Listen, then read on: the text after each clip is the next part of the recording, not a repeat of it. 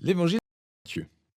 Dans la première vidéo, nous avons vu comment Matthieu présente Jésus comme le Messie de la lignée de David et comme une nouvelle figure d'autorité enseignante comme Moïse. Et aussi comme Emmanuel, qui signifie Dieu avec nous en hébreu.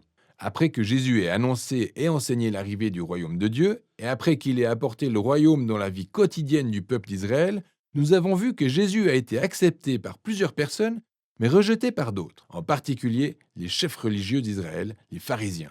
La grande question est donc de savoir quelle tournure va prendre le conflit entre Jésus et les leaders d'Israël. La grande section suivante, les chapitres 14 à 20, relate les différentes attentes que le peuple a au sujet du Messie. Donc, Jésus continue de guérir des malades et fournit miraculeusement à 2 reprises de la nourriture à des foules immenses dans le désert. L'une d'entre elles est composée du peuple juif et l'autre est une foule de personnes non juives. Ce miracle est très similaire à ce que Moïse a fait pour Israël dans le désert. Et donc, toutes ces personnes sont conquises par Jésus et elles pensent qu'il est le grand prophète et le Messie, ce qui n'est pas le cas des chefs religieux. Leur vision du Messie repose sur des passages comme Psaume 2 ou Daniel chapitre 2 parlant d'un Messie victorieux qui va délivrer Israël et vaincre les oppresseurs païens. Et selon eux, Jésus est un faux enseignant qui fait des déclarations blasphématoires à son sujet. Et donc il y a des histoires qui évoquent leur opposition grandissante au point de mettre en œuvre un plan pour le tuer. Et la réaction de Jésus est de se mettre en retrait. Il commence à enseigner à ses plus proches disciples sa définition du Messie d'Israël, ce qui n'a rien à voir avec les attentes des gens. Donc Jésus demande à ses disciples, au chapitre 16, « Qui dites-vous que je suis ?» Et Pierre donne la bonne réponse. Du moins, semble-t-il.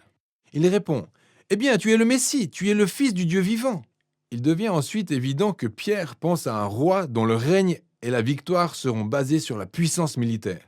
Et Jésus interpelle Pierre en disant, « Oui, je vais devenir roi, mais d'une autre façon. » Et donc, Jésus commence à enseigner les thèmes du prophète Ésaïe, qui annonçait que le roi messianique souffrirait et mourrait pour les péchés de son peuple. Jésus se positionne donc comme un roi messianique qui règne en devenant serviteur et qui donnera sa vie pour Israël et les nations. Eh bien, Pierre et les disciples ne comprennent tout simplement pas. Alors, Jésus passe au 4e bloc d'enseignement, suivi d'une série d'enseignements.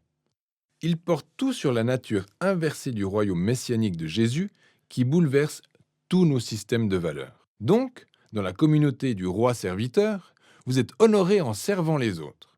Et au lieu de vous venger, vous pardonnez à vos ennemis et vous leur faites du bien. Dans le royaume de Jésus, vous obtenez la véritable richesse en distribuant votre fortune aux pauvres. Pour suivre le Messie serviteur, vous devez devenir vous-même un serviteur. Dans la section suivante, nous assistons à l'affrontement de 2 royaumes. Le royaume de Jésus est celui des leaders d'Israël. Jésus se rend à Jérusalem à dos d'âne pour la Pâque, et la foule l'accueille comme le Messie.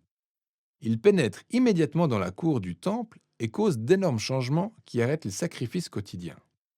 Ici, ses actes sont plus éloquents que des paroles.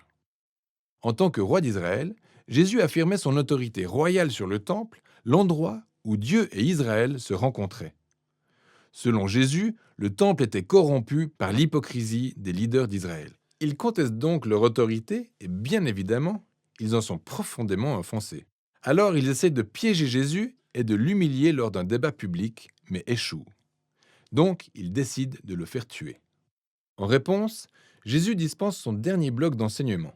Il dresse tout d'abord une critique passionnée des pharisiens et de leur hypocrisie, puis pleure sur Jérusalem et son rejet de Dieu et de son royaume. Ensuite, Jésus se retire avec les disciples, puis commence à leur raconter ce qui va se passer.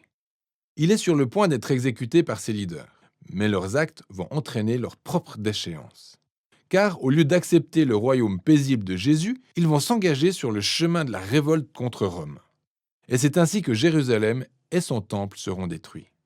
Mais Jésus dit, ce n'est pas la fin de l'histoire. Il obtiendra gain de cause après sa mort et sa résurrection. Un jour, il reviendra et établira son royaume sur toutes les nations. Donc, entre-temps, les disciples doivent rester vigilants et s'engager à annoncer Jésus et son royaume et à répandre la bonne nouvelle. Ainsi, après toutes ces informations résonnant encore dans la tête des disciples, l'histoire arrive à son point culminant. Ce soir-là, Jésus prend les disciples à part et partage le repas de la Pâque avec eux. La Pâque commémore l'histoire de la libération d'Israël de l'esclavage par la mort de l'agneau de Pâque. Ensuite, Jésus fait du pain et du vin de ce repas de nouveaux symboles montrant que sa mort à venir sera un sacrifice qui sauvera son peuple de l'esclavage, au péché et au mal. Après le repas, Jésus est arrêté et il est traduit en justice devant le Sanhédrin, un conseil de leaders juifs. Il rejette son statut de Messie et l'accuse de blasphémer contre Dieu. Jésus est ensuite emmené devant Pilate, le gouverneur romain.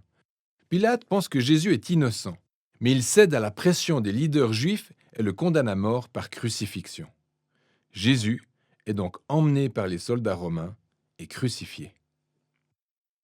Dans cette section, vous remarquerez que Matthieu augmente le nombre de références à l'Ancien Testament, tout comme il l'a fait dans les premiers chapitres.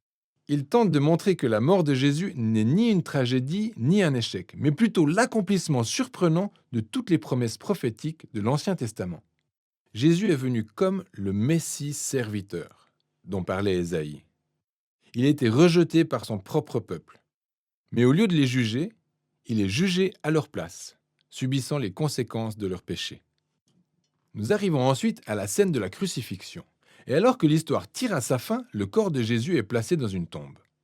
Mais au dernier chapitre, le livre se termine par un revirement surprenant. Le dimanche matin, les disciples découvrent que la tombe de Jésus est vide. Tout à coup, les gens commencent à voir Jésus ressuscité d'entre les morts. Et le livre se termine avec Jésus ressuscité donnant un dernier enseignement intitulé « La grande mission ». Jésus affirme qu'il est désormais le véritable roi du monde. Et donc, il envoie ses disciples dans toutes les nations pour annoncer la bonne nouvelle que Jésus est Seigneur. Tout le monde peut rejoindre son royaume en se faisant baptiser et en suivant ses enseignements. En référence à son nom Emmanuel, Dieu avec nous, au chapitre 1 de ce livre, les derniers mots de Jésus adressés à ses disciples sont « Je serai avec vous ». C'est une promesse de la présence de Jésus jusqu'à son retour ultime. Et voilà pour ce qui est de l'évangile de Matthieu.